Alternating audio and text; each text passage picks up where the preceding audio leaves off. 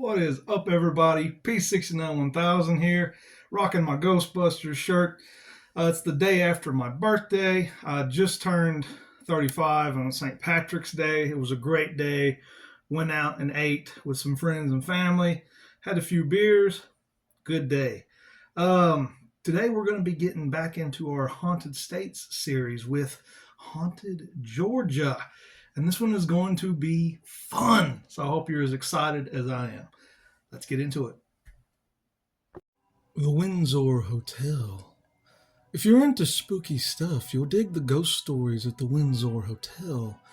One of the juiciest tales is about Emily, a former housekeeper, and her daughter, Emma May, who used to live there. Legend has it that Emily got involved with a local politician and things turned dark. During a heated argument on the third floor, he allegedly shoved them down the service elevator shaft, and that was the end of them. Since then, guests have reported a young girl giggling and running around the third floor, and also seeing a woman dressed in black. Another friendly ghost said to haunt the Windsor Hotel is Floyd, a former doorman who worked there for an impressive 44 years. Despite the hotel not having a bellhop in ages, guests have described seeing a man resembling Floyd at the front entrance, ready to assist people with their luggage. The Pirate's House. On the east side of Savannah's historic district sits one of the oldest and reportedly most haunted buildings in Savannah. This building houses the Pirate's House restaurant. For many years, ghost stories have been told around Savannah regarding all of the hauntings which took place at the Pirate's House restaurant. The building which houses the Pirate's House is over 250 years old. The small building, besides what many people see as the main building, is called the Herb House. This little building dates back to 1754 and is considered to be the oldest building in Georgia. Since that time, it has accumulated more than its share of ghost stories and a very haunted reputation.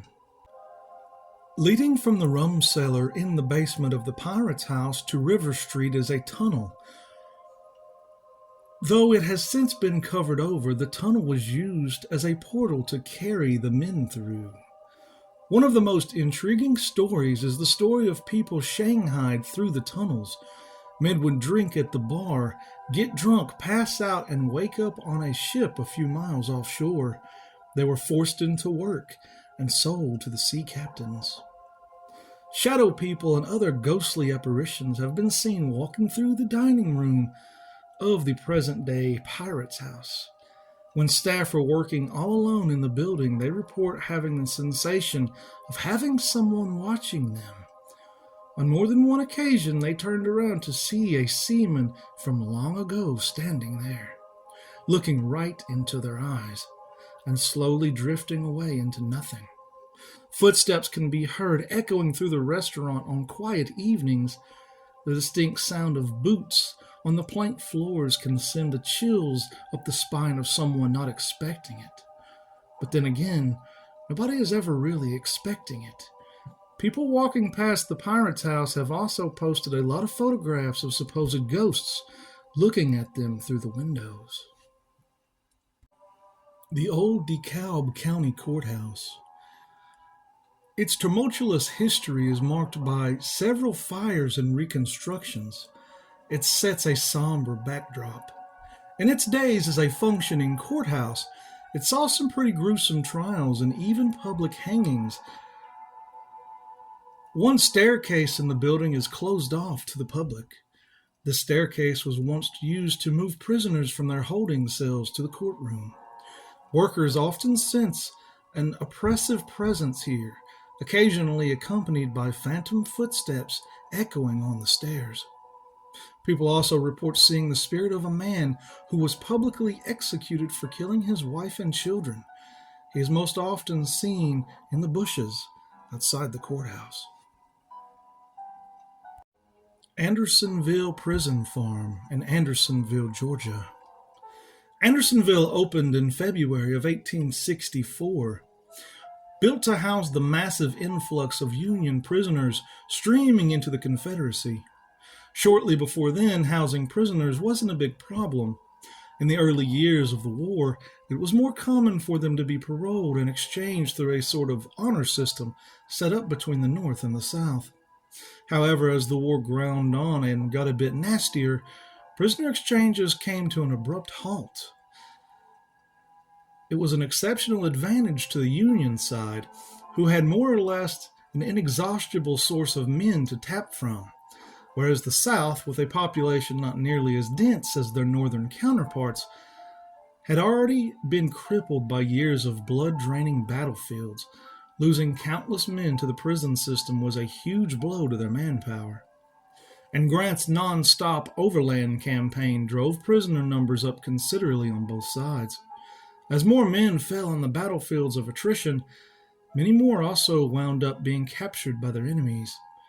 For Union soldiers in the Eastern Theater, this meant a trip down to the snarled depths of Georgia for an indefinite stay at Andersonville. By the spring of 1864, the place had already garnered a terrible reputation. It was little more than a penned-in mud pit sitting on a putrid swamp, broken in half by a stream so polluted that people who drank from it often died.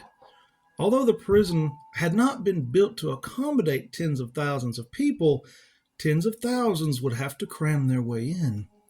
Some had the good fortune to build shanties from wood scraps and trash, but most lived in the complete open, subject to the merciless sun and even more merciless rainstorms. Not to mention the criminals and villains who ran rampant throughout the camp, beating, stealing from, and harassing the prisoners. Food was scarce, and paired with the unsanitary drinking water, this invited swaths of disease into the prison. The graveyard quickly became one of the most populated areas of Andersonville. By the time the war ended, very few prisoners remained at Andersonville. A lion's share of them had died, but many had also been shuttled to prisons further inside the rebel lines. When the Union arrived to liberate the camp, they couldn't believe the state of the men who stumbled out of the gates. They were completely emancipated, with open sores on their bodies from scurvy. Their skin had been coated black from the pitch pine used for their pit-file fires. In short, they looked like walking corpses. Overseeing all this hell was a scrawny, gimpy-armed European eccentric in a gray uniform, Captain Henry Wirtz. He was feared throughout the entire camp, known to exact cruel punishments on unruly prisoners, like chaining them up to a heavy ball and leaving them to rot in the sun, stringing them up by their thumbs for days, and one of the most deranged punishments, taking away what little food they had. Sometimes in a fit of rage, Wirtz held the entire camp hostage by withholding food from everybody. He also had men shot for stepping too close to the camp fence, and he released practically rabid bloodhounds on anyone who had the audacity to try to escape. Captain Henry Wirtz was convicted in 1865 and eventually executed by hanging.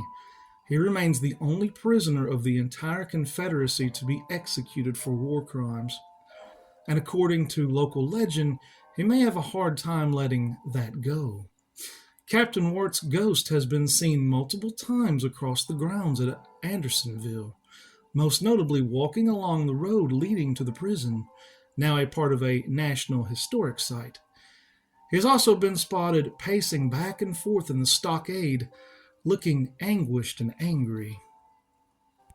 He isn't the only one who stayed behind either. Some of Wirtz's prisoners haven't exactly left the stockade where they were once confined. While the prison was demolished after the war, the site was partially reconstructed and preserved as part of the National Park System. Today there is a museum there. Parts of the guard will have been rebuilt, and you can actually walk the same grounds the prisoners once did. Even the miraculous Andersonville Springs still exists.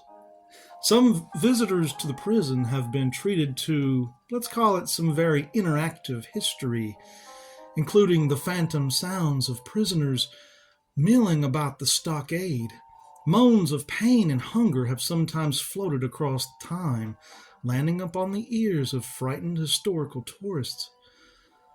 One shook up visitor allegedly met the ghost of one of the infamous camp raiders, all 6 of whom are buried in the Andersonville graveyard. Then there's the smell.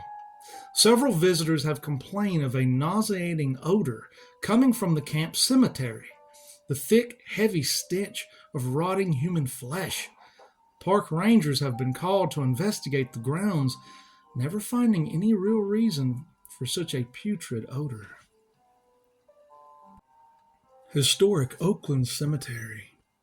Chartered in 1850 and stretching across nearly 50 acres of land, Oakland remains the largest and oldest cemetery in the city.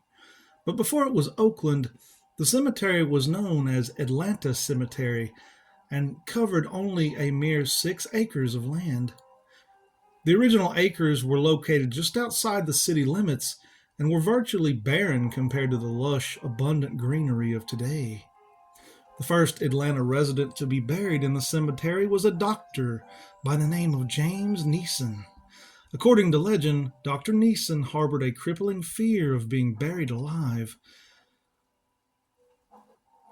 To abolish his fears, the anxious doctor requested that his jugular vein be severed prior to his burial.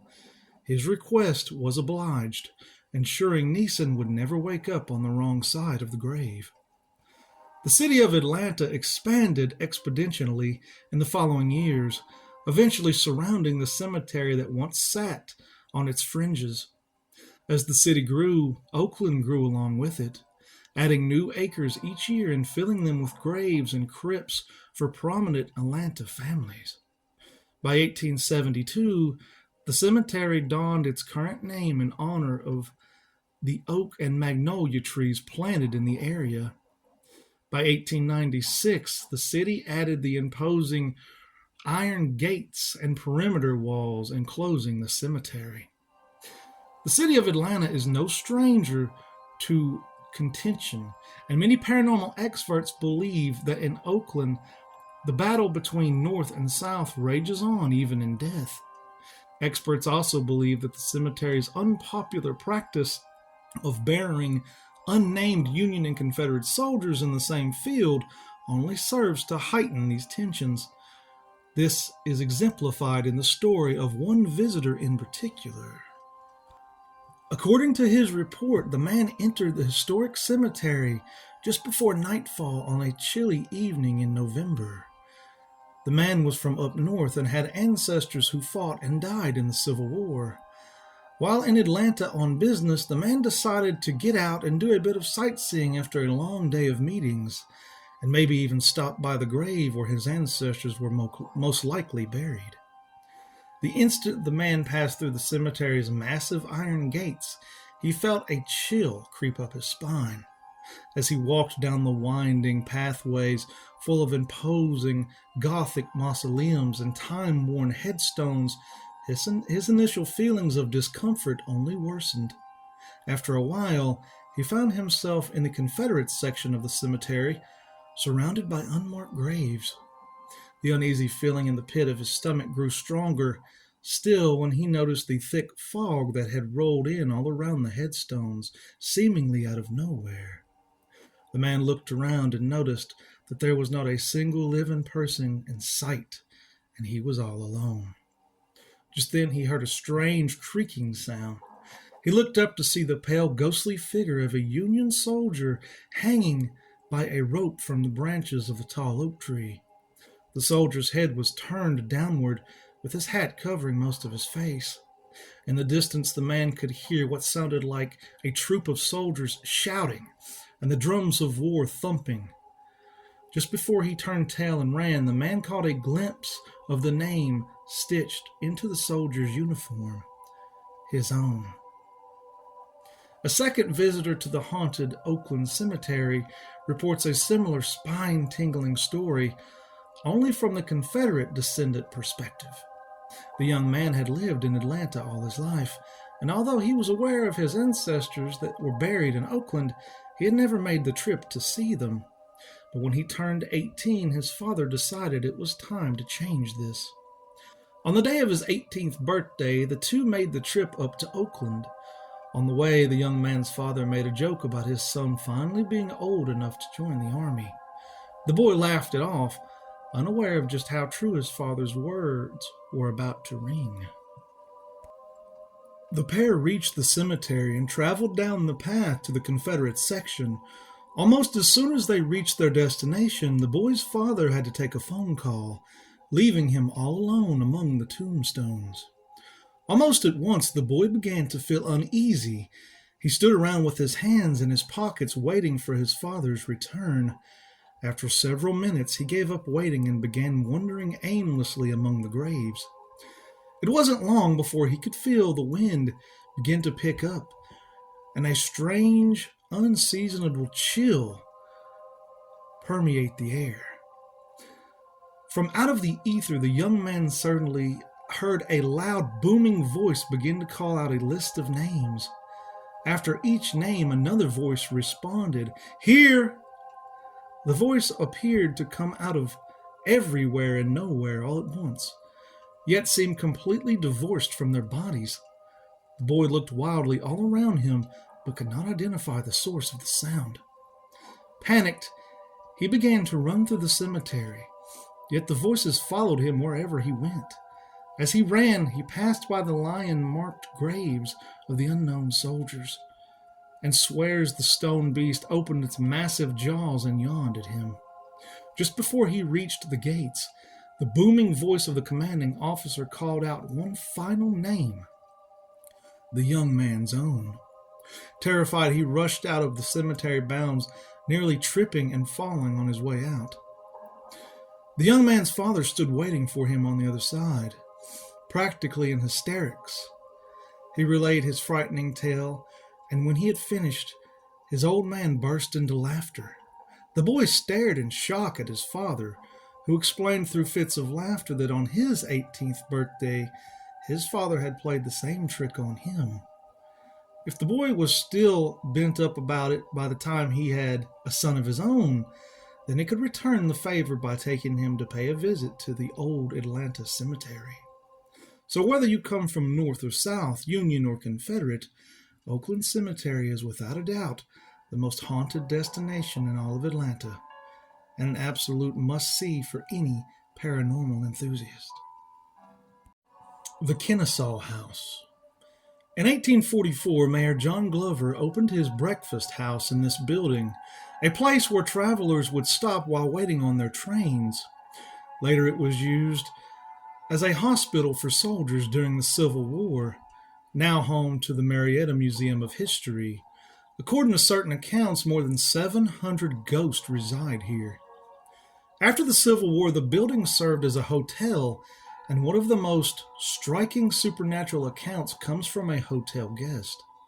Stepping off the elevator onto the third floor, he witnessed a scene from a Civil War hospital, complete with a surgeon bending over a wounded man.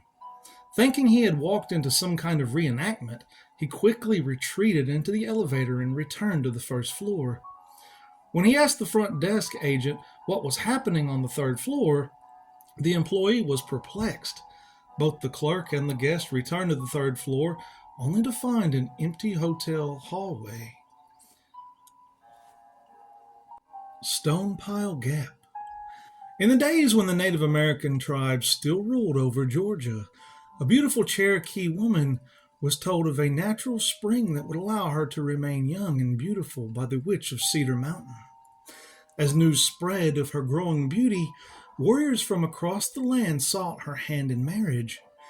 After refusing a particularly pushy suitor, she was kidnapped and taken far away. Parted from the spring and her loved ones, she slowly faded away, making a final request to be buried in her homeland. Her dying desire was to bestow good fortune and favor on others. If you're passing by, You only need to place a stone on her grave and make a wish to the spirit of eternal youth and happiness. Her ghostly figure with pale white cloth and long black hair has been spotted along the roads around her gravesite and Cedar Mountain in Dahlonega, Georgia. Some versions of this fable even say she cried tears of gold, which may help identify her spirit if you see a full-bodied apparition. Long story short, if you plan to visit Stone Pile Gap, bring a stone. And that, my friends, was Creepy Georgia Urban Legends. So much history in Georgia. There was so much to talk about. I still didn't get to talk about everything that I wanted to talk about, even though this was a really long video. But yeah, man, I hope you guys enjoyed this. This was a lot of fun for me. I could do an entire part 2 just on Georgia. There's so much history and ghostly activity and urban legends there. But yeah, this was a lot of fun. Hope you all enjoyed it as well. Peace, love. I love you all. Have a great day. And if you're going to Stone Pile Gap, make sure to bring a stone.